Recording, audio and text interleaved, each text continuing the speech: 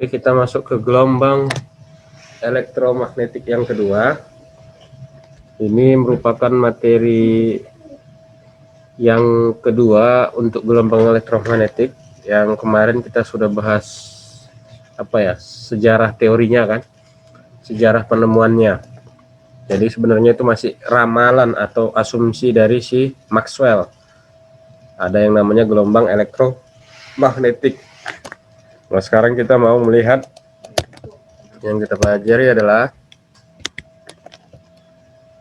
nah ini yang mau kita cari nanti. Ini banyak sebenarnya, waktu yang singkat ini nggak cukup untuk menjelaskan indikator yang nomor satu ini. Nanti bisa belajar sendiri, cari bukunya, cari literatur dari internet ya, pelajari tentang ini. Nanti Bapak hanya sekilas saja, lalu menyebutkan sifat-sifat gelombang elektromagnetik. Lalu indikator yang ketiga nanti menyebutkan beberapa jenis gelombang. Lalu kita mengurutkan berdasarkan panjang gelombang dan frekuensinya.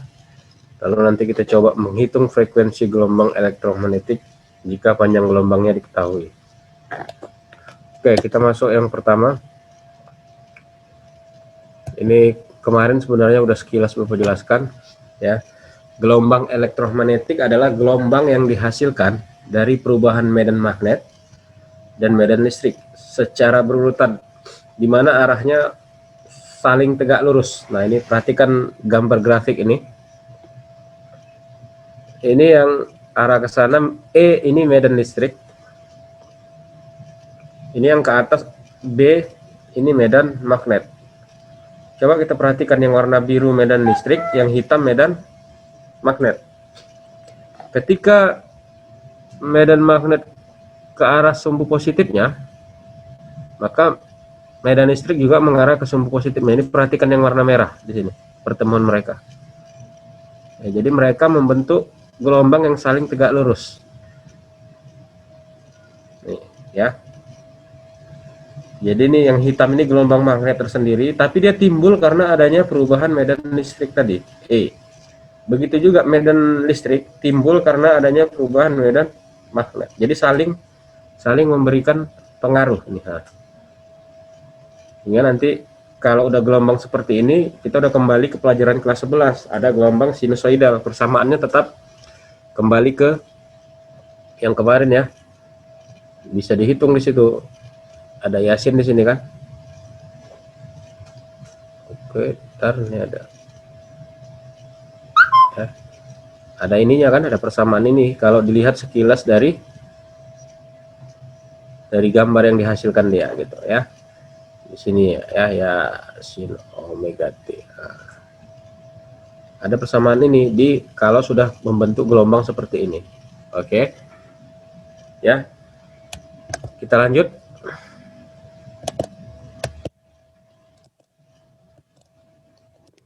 Lanjut. Oke, ini sekilas yang kemarin yang sudah Bapak jelaskan. Ini kita ulang sejenak ya. Jika perubahan medan magnet dapat menghasilkan medan listrik, maka sebaliknya medan listrik juga dapat menghasilkan medan magnet. Ini terkenal sekali pada zamannya teori ini, sehingga banyak sekali ilmuwan yang melakukan riset dan pengembangan tentang teori ini. Jadi si Maxwell ini hanya masih asumsi ya, atau dugaan atau ramalan lah ya. Nah, ini dia singkatnya gini, perubahan flux medan magnet akan menghasilkan perubahan flux medan listrik dan seterusnya. Ya, kita lihat sekarang. Ketika gelombang ini saling tegak lurus, ya ini besarnya medan magnet juga sama dengan besarnya medan listrik yang dihasilkan. Jadi medan listrik dan medan magnet memiliki harga maksimum dan minimum pada saat dan tempat yang sama. Nah, ini dia. Bersamaan mereka. Jadi tinggi gelombangnya itu sama. Pada saat maksimum, maka si magnet juga maksimum. Listrik maksimum, magnet maksimum. Listrik minimum, magnet juga minimum. Jadi bersamaan. Jadi proses itu sangat cepat terjadi secara bersamaan. Ya. Itulah konsep konsep dari game tadi ya, gelombang elektromagnetik berdasarkan teori Maxwell. Seperti inilah ilustrasinya ya, bisa dilihat yang biru gelombang listrik, yang merah gelombang magnet. Boleh nggak dirubah-rubah? Kadang yang vertikal listrik, kadang yang horizontal listrik, boleh nggak dirubah-rubah? Boleh ya, jadi nggak ada masalah, ini hanya gambarnya saja. Jadi mereka yang penting saling tegak lurus.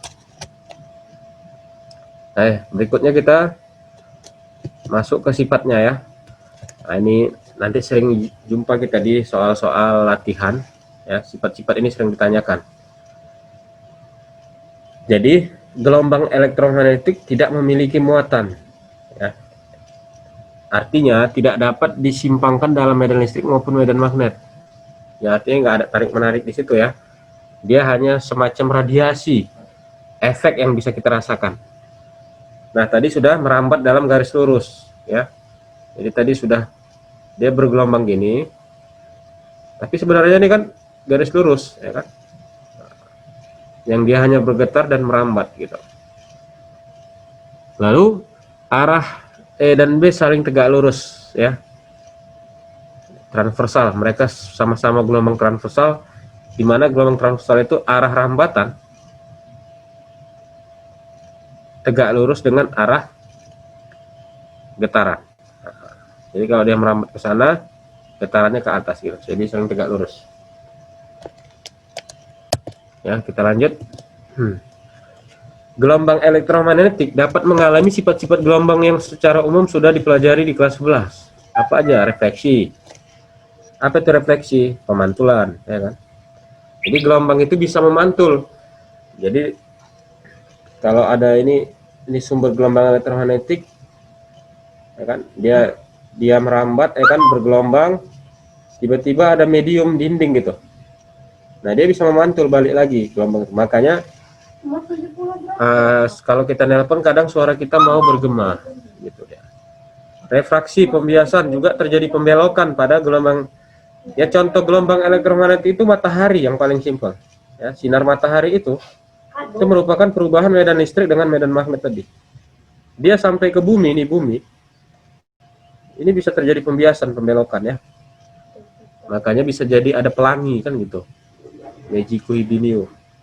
Lalu interferensi, perpaduan. Jadi ini bisa saling menguatkan. Artinya kalau ada dua gelombang elektromagnetik bertemu, ini bisa terjadi saling menguatkan atau saling melemahkan. Nah, ini sama kayak nyanyi. Kalau paduan suara itu suaranya ada dua atau lebih dari dua kan, suara itu bisa saling menguatkan atau saling membuat suaranya lebih down atau lebih tenang gitu ya. Itu ada tekniknya kalau di paduan suara. Nah, ini hampir sama pada gelombang. Lalu difraksi, itu adalah lenturan atau hamburan. Jadi gelombang itu bisa menghambur ke segala arah ya. Lalu polarisasi atau pengkutupan, artinya ada nanti kalau kalian lihat titik terang, titik gelap, itu kan sudah pernah dipelajari ya kelas 11. Gelap, gelap, terang, gelap, terang, gelap, terang. Nah, itu merupakan bagian dari pengkutupan. Adanya polarisasi pada gelombang elektromagnetik, dan ini nanti dengan sifat-sifat ini akan semakin membuat ilmuwan mengenali bagaimana gelombang elektromagnetik itu. Jadi ini dilakukan semua sifat-sifat ini diuji cobakan untuk mengetahui dan mengenali sebenarnya gelombang elektromagnetik itu seperti apa sih gitu. Ini terus terjadi pengembangan sehingga nanti makin banyak gelombang yang kita kenal ya. Jadi gelombang itu bisa merambat pada ruang hampa, nggak perlu medium ya. Jadi misalnya dari matahari sampai ke bumi, sinar matahari itu nggak ada kabel atau jet pengantar untuk bisa sampai ke sini sinarnya kan. Dia memancar tanpa ada media yang mengirimkan sinyalnya gitu. Termasuk nanti penemuan ini telepon ya. Saya misalnya di London ya kan. Kalian di Spiongot kan gitu. Ya, Spiongot dengan London telepon-teleponan gitu kan. Misalnya si Aulia nelpon Bapak dari Spiongot ke London. Nah, Bapak sedang S3 di sana ya kan. Mau nanya tentang fisika. Nah, nggak ada kabel kita, ya telepon kita nggak pakai kabel untuk bisa terhubung dari si Spiongot ke London. Mau berapa meter dibuat kabelnya kan? Nggak mungkin. Tapi karena tanpa ada medium tadi, ini gelombang suara Bapak bisa terkirim dari London ke Spiongot, termasuk yang dari Spiongot ke London. Jadi timbal balik. Itulah yang dimaksud dengan ruang hampa udara. Dan itu sudah diuji permisivitasnya ini 8,85 kali 10 pangkat minus 12. Untuk magnet ini kan listrik. Kalau untuk magnet ruang hampanya itu dibuat permeabilitas namanya. Permeabilitas ya. Nilainya 4V kali 10 pangkat minus 7. Ini udah di bab sebelumnya ada. Ini mungkin sudah sebenarnya di pelajaran awal-awal kemarin ya. Nah, nanti dari sinilah asal mulanya kenapa kecepatan cahaya itu C 3 kali 10 pangkat 8 meter per sekon yang sudah kalian kenal dari SMP mungkin ya. Ya, artinya dalam 1 detik cahaya itu bisa menempuh jarak sejauh 3 kali 10 pangkat 8. Kalau 3 kali 10 pangkat 6 itu 3 juta. Berarti kalau 3 kali 10 pangkat 8, 300 juta meter dalam waktu 1 detik. Berarti dia bisa mengelilingi bumi dalam 1 detik itu 3 atau 4 kali. Luar biasa ya cahaya ini ya. Jadi itulah ya didapat dari hitungan-hitungan dengan melakukan uji-uji sifat tadi. Nah ini refleksi, refraksi, interferensi, akhirnya makin dikenali lah apa itu gelombang elektromagnetik. Sehingga akibatnya, nah ini perhitungannya nanti. Nah, dari mana asal 3 kali 10 pangkat 8 itu? Ini dia. Jadi permeabilitas itu dari medan magnet 1 per 4 kali V 10 pangkat minus 7 ya, sama permisivitas dari medan listriknya yang saling mempengaruhi itu 8,85 kali 10 pangkat minus 12. Hitungannya benar nggak ini? Ya, 1 per akar 8,85, nanti hasilnya 3 kali 10 pangkat 8. Boleh dicoba ya. Ini biar supaya cepat, kita waktunya cukup untuk menyelesaikan semua materi kita hari ini. Karena sudah ketahuan salah satu hal yang paling penting tadi ya, ketahuan apa? Ada kecepatannya itu 3 kali 10 pangkat 8. Maka nanti bisa ketahuan frekuensi, panjang gelombang.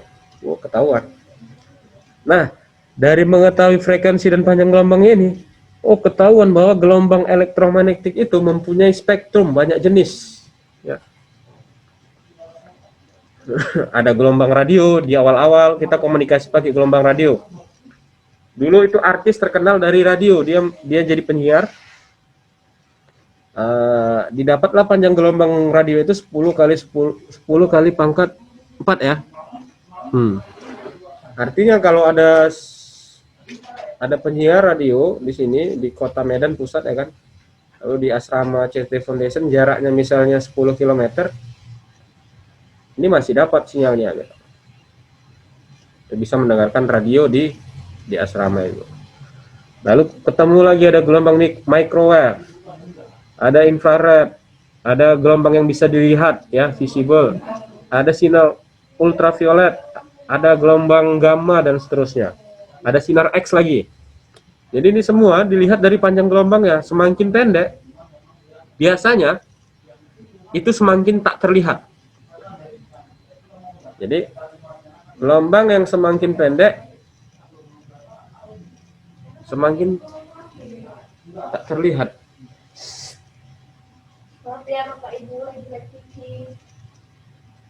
Jadi semakin pendek, semakin tak terlihat. Ya, semakin mata manusia tidak bisa melihatnya. Kalau radio masih tidak mungkin mata kita bisa melihatnya kan. Tapi kalau gelombang warna merah, ya, ungu, biru, ini mata kita masih bisa melihatnya. Ya, intinya ini pelajaran ini banyak teorinya. Inilah pelajaran fisika yang hanya kita banyak menceritakan yang sudah terjadi nih. Nah, ini dia. Akhirnya penemuan gelombang apa ini, gamma, ya, sinar gamma, itu banyak terjadi pengembangan di dunia atom, penemuan atom dan seterusnya. Ya, jadi tabel periodik kimia itu, penemuan-penemuan tabel-tabel itu yang terisi sampai sekarang itu banyak dilakukan uji coba dengan sinar gamma untuk mengetahui berapa elektron valensinya dan seterusnya. Itu penemuan-penemuan atom itu ya dari sini. Jadi sejalan dengan penemuan-penemuan gelombang elektromagnetik ini yang menjadi tools untuk menguji atom-atom tadi gitu. Ya. Kita lanjut, gelombang radio dan gelombang televisi ini yang sering kita gunakan ya.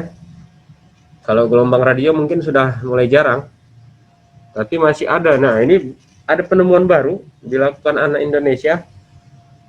Kita bisa nelpon pakai kartu seluler tanpa kena pulsa dengan merekayasa gelombang radio ini. Ya.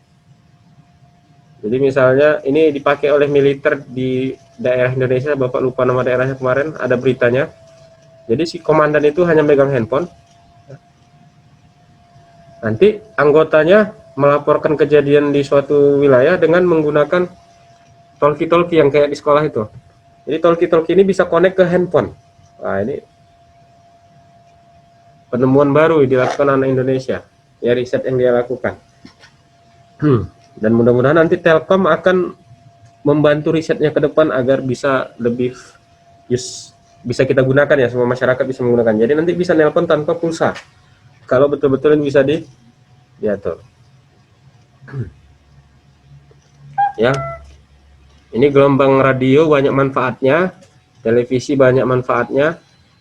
Ya, dengan gelombang televisi ini ditemukannya ini akhirnya banyak bisnis televisi bermunculan di zamannya. Ya, sampai sekarang ya yang kita kenal ada Metro TV, Trans TV, dan semuanya itu memanfaatkan gelombang ini. Ada frekuensi dan ada panjang gelombang yang dihasilkan. Gelombang radio itu dihasilkan oleh muatan-muatan listrik yang bercepat melalui kawat menghantar ya. Jadi kalau kita membuat gelombang radio itu harus ada pemancarnya gini. Ini biasanya harus tinggi ya, di sini ada pemancarnya agar sinyal frekuensinya bisa menjangkau penggunanya. Gelombang televisi mempunyai frekuensi lebih tinggi daripada gelombang radio, makanya kenapa dia lebih tinggi? Makanya akibatnya apa? Dari Jakarta ke Medan itu masih bisa kita menangkap siaran televisinya, tapi kalau radio di Jakarta nggak semuanya bisa kita akses, kecuali si radio tadi punya cabang menaranya gini. Jadi televisi ini lebih tinggi, energinya lebih tinggi, sehingga jangkauannya lebih tinggi. Hampir ke daerah-daerah itu bisa menangkap gelombang TV ini. Tapi kalau radio sangat terbatas, itu bedanya ya. Lalu gelombang mikro, nah ini banyak dimanfaatkan untuk alat komunikasi dalam militer, misalnya radar. Ya, jadi radar ini dulu digunakan untuk mendeteksi posisi lawan. Jadi misalnya ada pasukan militer dari Jerman misalnya kan, untuk mendeteksi pasukan dari Amerika gitu kan, mereka untuk mendeteksi lokasinya itu menggunakan radar. Kalau kalian nonton Dragon Ball dulu itu ada radar namanya. Jadi untuk mencari bola apa namanya itu? Oh, kalian nonton nggak itu ya? Bola naga pak, bola naga pak. Ah, bola naga. Itu radar. Jadi dia benda itu memancarkan gelombang itu bisa ditangkap gitu. Nah, itu radarnya. Nah, dari semakin banyaknya percobaan, ini sebenarnya sinar gamma, sinar X, ini penemuan-penemuan yang umum ya dibahas di dalam teori gelombang elektromagnetik. Sebenarnya sudah banyak lagi penemuan-penemuan lain dengan panjang gelombang dan frekuensi tertentu, ya kan? Panjang gelombang dan frekuensi tertentu. Banyak penemuannya, sehingga kita mengenal ada gelombang handphone kita itu aja udah beda-beda. Ada yang H3 ya kan, H plus namanya atau apa, H plus ya kan, baru nanti 3G. Nah, ini dulu 3G udah keren kali, kita kalau udah punya handphone bisa 3G udah kencang kali. Sekarang udah 4G. Nah sekarang udah ada lagi 4G plus. Ini penemunya anak Indonesia, namanya si Khairul Anwar. Khairul Anwar ini kalau nggak salah dia kuliah ke Jepang atau kemana kemarin ya. Dia melakukan riset, akhirnya ketemu 4G, dipakailah sama perusahaan-perusahaan luar negeri. Awalnya dia nggak mau balik ke Indonesia, ya kan? Ditawari-tawari, akhirnya Telkom mau menerima dia, menerima semua syarat yang dia berikan. Jadi si Khairul Anwar ini minta syaratnya, kalau dia mau balik ke Indonesia, ada laboratorium yang setara dengan tempat dia bekerja sebelumnya. Laboratorium itulah yang dia disanggupi sama Telkom. Akhirnya dia jadi dosen di Telkom sekarang. Jadi dengan menganalisis frekuensi dan panjang gelombang aja, ya, dengan melakukan percobaan-percobaan tadi, akhirnya dia bisa menemukan hak paten kan, 4G. Mungkin nanti si Amri apa ya, Amri G ya kan, kalau dia nanti kuliah. Amin Pak, amin. Amin ya Allah. Bapak mendoakan ini Amri, Amri G nama gelombangnya, kecepatannya. Amin ya Allah. Kalau ngirim video 6 giga itu dalam waktu 10 detik. Ini siapa yang nemukan gelombang ini? Kok hebat kali. Si Amri namanya. Anak mana? Alumni CT Foundation. Kan keren kita. Amin ya Allah. Tapi saya ingat si Amri risetnya malas-malasan. Kadang minggu ngelapor, besoknya enggak, ya kan? Jadi enggak siap-siap. Jangan dibongkar Pak. Oh, jangan dibongkar. Ya, jadi gitu. Kalau anak-anak Bapak punya semangat apa namanya mengembangkan gelombang elektromagnetik ini, banyak sekali peluang-peluang inovasi di sini. Yang mungkin sekarang kita nggak bisa bayangkan ya. Bapak bisa berpindah dari Jakarta ke Medan tanpa menggunakan pesawat lagi, tapi semua fisik Bapak bisa berpindah dalam hitungan nggak sampai 1 jam, misalnya 15 menit atau 10 detik, bisa nggak berpindah dengan memanfaatkan gelombang elektromagnetik ini. Bisa, tapi belum ketemu frekuensi dan energinya sama panjang gelombangnya, belum ketemu. Bisa jadi nanti suatu saat ada yang menemukan. Itu yang dibilang mesin waktu mungkin ya. Tapi ya memang gitu, cahaya itu dari matahari ke bumi itu dalam waktu berapa detik? Hanya sebentar. Cahaya matahari itu sampai ke bumi dengan waktu yang sangat singkat. Artinya kalau manusia bisa numpang cahaya itu, bisa dengan sangat singkat dari bumi ke matahari. Itu rekayasa mesinnya dan segala macamnya itu sangat tinggi. Ya. Kalau di kisah Nabi Muhammad itu kan Isra Mi'raj itu terjadi dalam waktu 1 malam sangat singkat dengan mengendarai apa katanya? Buraq. Yang pada waktu itu orang banyak nggak percaya, ya kan? Tapi sebenarnya kalau mengkaji gelombang elektromagnetik ini, akhirnya kita bisa menerima dengan akal kita, oh itu bisa terjadi. Tapi bagaimana alat dan kecanggihan kendaraan yang digunakan Rasulullah itu kan kita belum bisa menemukannya kan? Sangat terbatas kemampuan manusia saat ini. Tapi suatu saat pasti bisa. Ya. Elon Musk aja masih mempersingkat perjalanan bumi ke bulan ya. Elon Musk dia membuat pesawat luar angkasa yang selama ini bumi ke bulan itu lama sekali. Elon Musk bisa mempersingkatnya hingga 60% lebih ya waktu perjalanannya. Artinya ke depan akan semakin banyak penemuan-penemuan yang akan mengarahkan manusia akan lebih cepat untuk keluar angkasa dengan memanfaatkan gelombang elektromagnetik ini. Nah, tadi Bapak yakin si Amri kalau hanya sekedar membuat kecepatan internet yang 6 giga bisa 10 detik downloadnya kan itu luar biasa si Amri nih. Itu udah menjadi apa namanya catatan dalam dunia ilmiah kan, bakal dikenal si Amrinya nanti. Apalagi gelombang mikro ini banyak juga digunakan untuk ini deteksi. Kalau GPS itu nggak masuk di sini ya, GPS itu beda lagi. Kalau kalian pilot nanti, pernah nggak bertanya kenapa pesawat itu nggak pernah tabrakan Pak di udara, ya kan? Kalau di darat kita sering dengar kendaraan mobil tabrakan dengan kereta gitu kan, becak dengan sepeda kan sering kita dengar.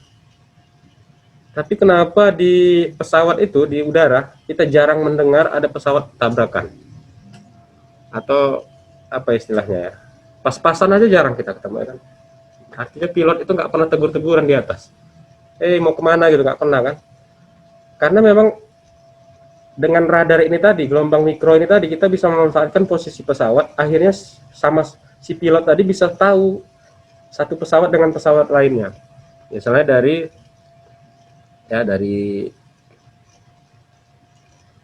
coba kalian cek jadwal pesawat itu di koran, itu banyak sekali ya. Hampir tiap detik itu ada yang berangkat. Apalagi kita lihat seluruh bandara di dunia itu tiap detik selalu ada yang terbang. Dari Medan ke Jakarta sama Jakarta ke Medan aja itu ada banyak. Kalau mereka tidak menggunakan radar, bisa jadi mereka akan bertemu pada jalur yang sama dan terjadilah kecelakaan di udara. Namun dengan penemuan radar ini akhirnya manusia yang menggunakan pesawat tadi bisa dengan aman mencari lokasi atau jalan yang tidak menabrak pesawat lainnya. Nah, ini banyak manfaatnya gelombang ini ya. Nah, kita lanjut. Nah, ini infrared atau gelombang inframerah. Kalau kalian nonton televisi, ya kan, di televisi ini kan ada tombol nih. Nah, ganti channel gitu kan. Masih ada nggak yang nonton televisi? Kalau Bapak udah jarang, udah nggak pernah lagi, ya kan, televisi. Ketika Bapak mau pindah dari SCTV ke apa ya, ke RCTI gitu. RCTI, di SCTV sinetron misalnya kan. Bapak ganti karena ada pertandingan Indonesia versus Thailand gitu kan. Nah, Bapak menggunakan remote. Nah, remote ini mengirimkan sinyal inframerah dan seterusnya. Sehingga dengan inilah maka semuanya bisa dimanfaatkan ya. Banyak lagi sebenarnya, tapi kalian tinggal baca aja. Nanti ini Bapak masukkan di psikologi, kalian baca aja. Inilah bab ini udah Bapak anggap selesai karena tinggal baca-baca aja ya, nggak ada yang berhitung di sini. Kalaupun ada berhitung hanya sedikit ya.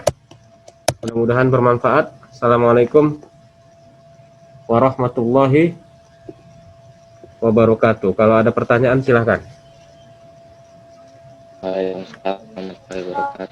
Waalaikumsalam warahmatullahi Nanti baca aja ya. Ini banyak ini jenis-jenis sinar yang ditemukan. Tapi Bapak selesaikan hari ini semua.